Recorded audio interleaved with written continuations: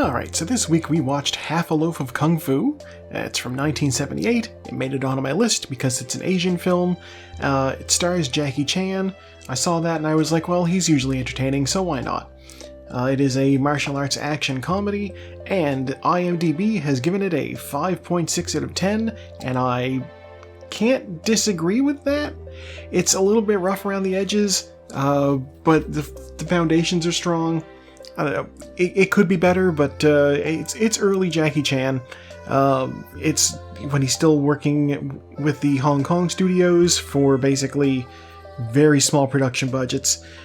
So if you can get an actual coherent plot out of the money that they gave them, then I guess mission accomplished. And sure enough, they managed that. First off, I want to discuss the tone of the film, because you sort of get, like, I don't want to say tonal whiplash, because it's not really like... Whiplash implies that it goes quickly in one direction and then quickly in the other direction. So you get like a, what? But no, this is... what happens with this film is it starts out super cartoony. Like, okay, the movie opens with a series of comedic, like, small comedy skits, basically, informed by martial arts tropes, set in more or less a black void, where Jackie Chan and some of the other extras from the film are just doing things, just funny little bits. There's one where he's like squaring up to fight against the wooden training dummy. We're all familiar with the wooden training dummy. We've seen it in all these films, but the one that he ends up squaring up against is itty bitty. It's teeny tiny. He fights a miniature training dummy, and that's funny. There's also one where he's like supposed to defend himself against a bunch of arrows that are being shot at him, and he jumps in the air, and the arrows pin him to the wall. And they pin him to the wall, and he's like Jesus. And I didn't anticipate this at all. They straight up just played the sting from the theme song for Jesus Christ Superstar. And that caused me for a second to be like, when did that come out? I guess they got it in Hong Kong. I don't know that they would have gotten that in mainland China, because obviously in the 70s, it was very, the state did not look too kindly on the institution of basically any religion, so I can't imagine Jesus Christ Superstar got too much of a run over in mainland China. But the Hong Kong was its own thing, because obviously up until 1995 it was a British protectorate, so I guess that is where Jackie Chan, the Hong Kong studios, that is where a lot of the Chinese cinema was filmed, so it makes sense. Yes, there's a whole lot of cartoony things that happen in the opening, like, 20-30 minutes of the film.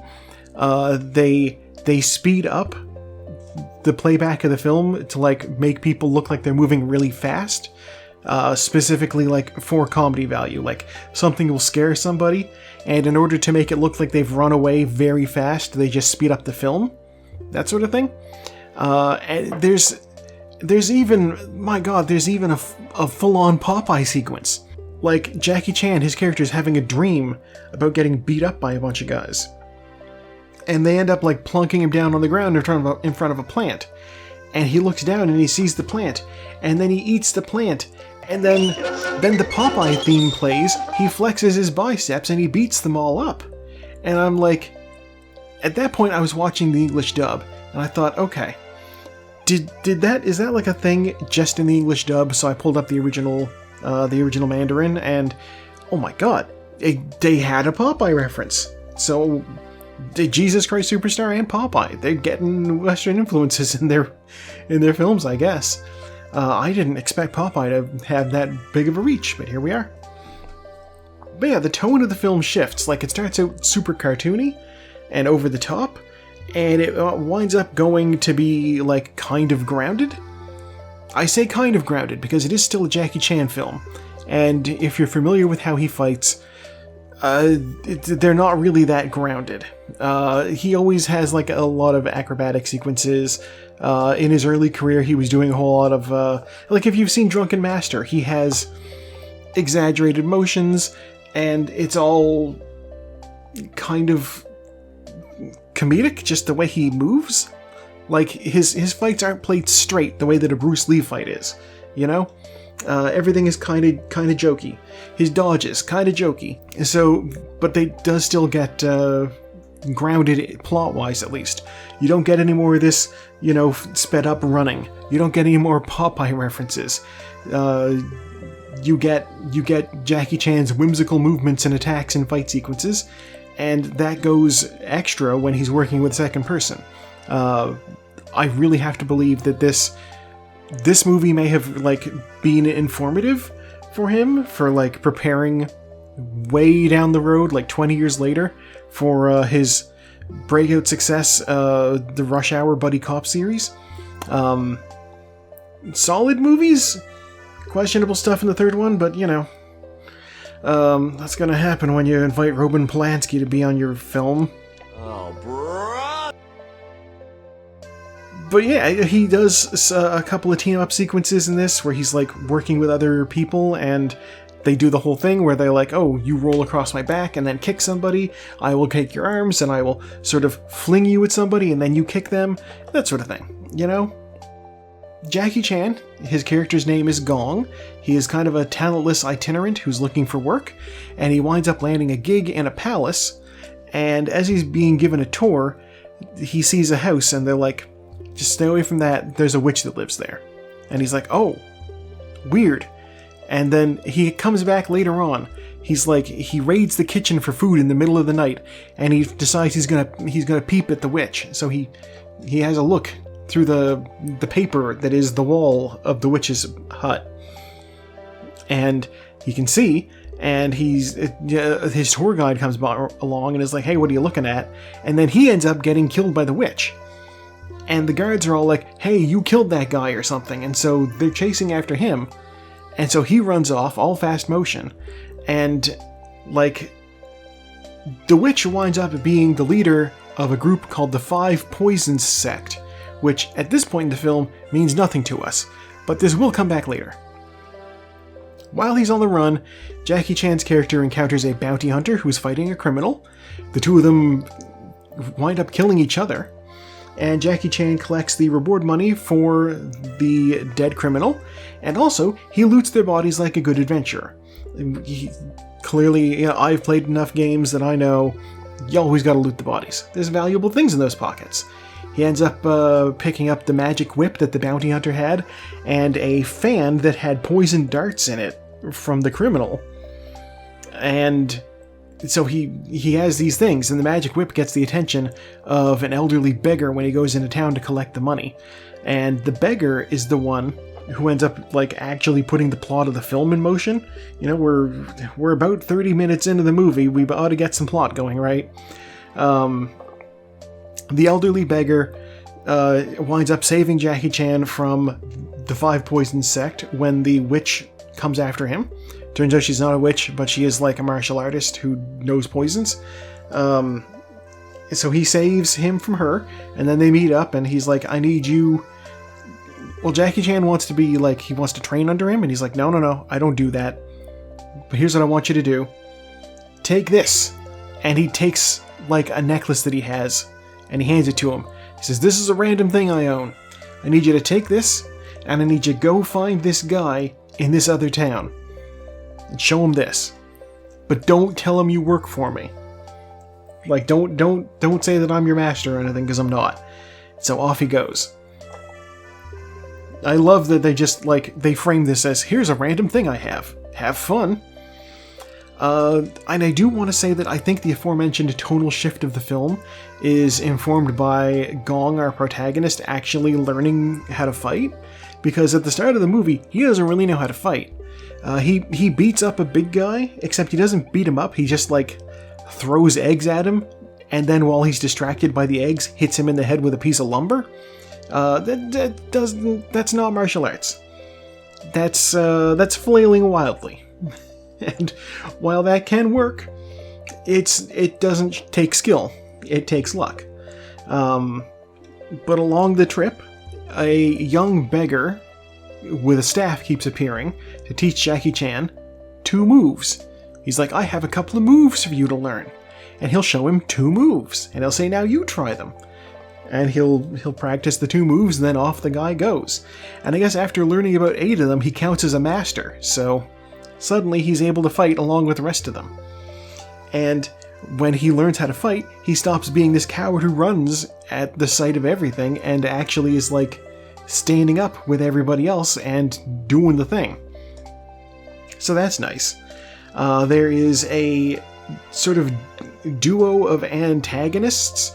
They're not really antagonists, but like they are kind of like... I mean, they are antagonists because they are antagonizing, but they're not like the primary antagonists. They don't have anything to do with the 5 Poisons sect. They just sort of want revenge on Gong and also the people he ends up working for because of an altercation in a restaurant. So, you know, there's... we don't get their names, but there's Leopard Print Blouse Man and Captain Glittery Cape over here. They are intimidating on their first appearance, but by the end of the film, they're not much of anything. They feel like comic relief to me. They're the Team Rocket of the film, or more accurately, the Pintel and Ragetti. They're serious at first, but they keep showing up to do basically nothing, and they get beat up, or they fail at what they're doing, or they run off. This film... So this incorporates elements from a couple of different genres. You have slapstick, like you'd see in a Marx Brothers film, with the egg fight at the start, the sped-up camera work, all that stuff. You have the bungling antagonists, like the duo. They're basically a Rosencrantz and Guildenstern, you know. So there's a little bit of Shakespearean influence there. But at its heart, this is a wuxia film. Complete with the supernatural elements that you see in modern wuxia stories. I'm not 100% sure if I'm pronouncing that correctly. It's Wuxia. Obviously, that's also an anglicization because they don't have W's in Mandarin. But yeah. It's just the supernatural elements in this, and that is something that's more common in modern stories than in traditional ones, but... they do add. I like them. There's the magic whip. There's the 2 treasures that basically serve as the film's MacGuffins. There's Wu-Tang's pills, which ain't nothing to fuck with. I have to mention, actually, the names of the treasures, because these are ridiculous. The 5 Poisons sect is after the 2 magical treasures that are being transported by the noble that Gong ends up working for. We don't know why they're being transported exactly. It's not important. Like I said, they're MacGuffins. You know, they're transporting the Maltese Falcon. And the 5 Poisons clan is after them. One treasure is simply called the Longevity Jade, which, you know, thinking about that, you're like, oh, the Longevity Jade. What it does, it probably makes you live longer if you hold it. But no, what it does is it cures poison, which I guess explains why the 5 Poisons clan is after it, but also that's not very well named. But also, it's just 2 words, Longevity Jade. Simple, easy, no problem. Not at all over the top. The other treasure is the 9 Loops Soul Reviving Pill. The 9 Loops Soul Reviving Pill. Just let that sink in, because this sounds like something... Okay, first off, it's a pill.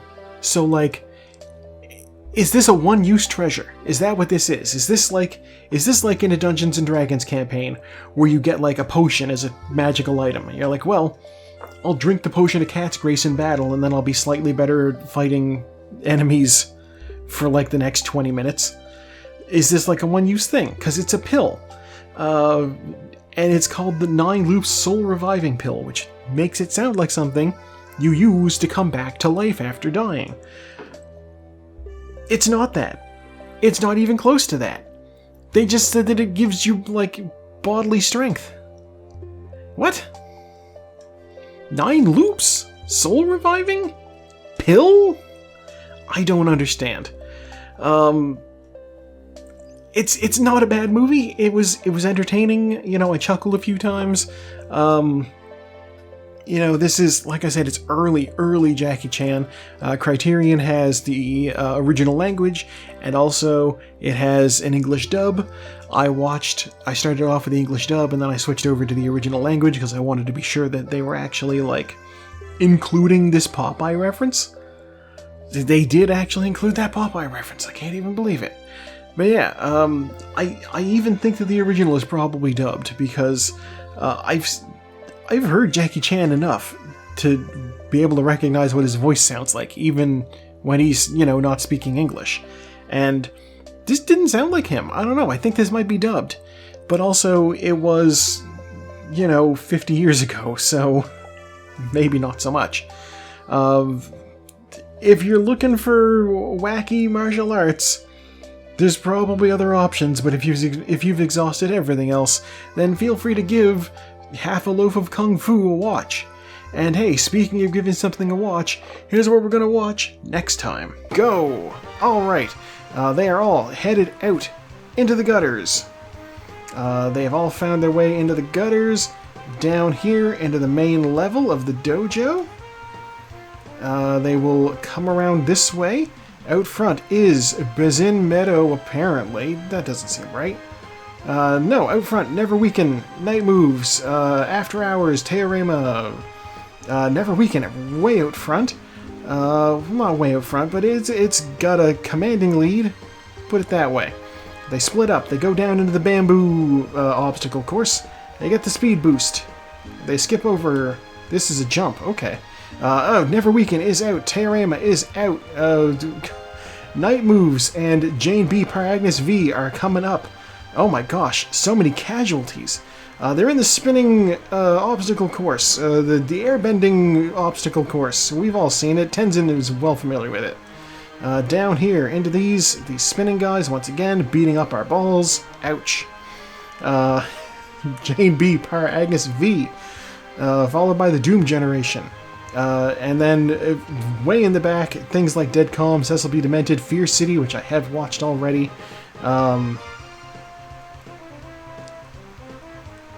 Over there in the funnel, they are in a funnel. Jane B. Paragnis V coming out. The Killer is right behind it, neck and neck. The Doom Generation. My favorite software is Being Her. The Velvet Vampire. I believe that's actually my favorite software is Being Here. It's just the title is too long. It's a long-ass title. This is going to be a photo... Okay, this is not going to be a photo finish. Jane B. Paragnis V. Out front again. It might get stuck on something. It might fly off the edge. It got stuck on something, but not as bad as the Killers did. Oh man, he really wants us to watch this. You're cheering for Fellini Satyricon. That would be an interesting watch. Jane B. Paragnis V, followed by the Killers, the Doom Generation, the Velvet Vampire. Everything else is way in the back. The Sweet Smell of Success, coming down the stairs into the ramp. Night Moves. My favorite software is Being Here. The Cameraman and the Repo Man and the Hit. That's our top 10 placers. Here comes Cecil B. Demented. A bunch of things. Satyricon made it in. There's Dead Calm. My Cult is a Passport. Fear City. Black Sunday. My Dinner with Andre. Waiting for that one to come up. That's going to be fun. God, Charade and Kiss of the Spider-Woman. You guys better get to the end. Kiss of the Spider-Woman is in. Charade is now our last place. And our winner, officially, is Jane B. Paragnis V. I will never have to say this awkward title again. Well, other than when I do the review. Alright, let's have a look on my list here. Jane B. Paragnis V. Made it on the list in number 40. It's from 1988. It is from Isabella Rossellini's Adventures in Moviegoing list. It's directed by Agnes Varda, the titular Agnes V. It is a documentary. It is 97 minutes long. 7.2 out of 5. If I recall correctly, it might just be a documentary about these two women's relationship. I don't know if they're dating or if they're just good pals. They might be gal pals, gals who are pals. We'll find out when we watch this strange European-sounding movie. It's definitely European.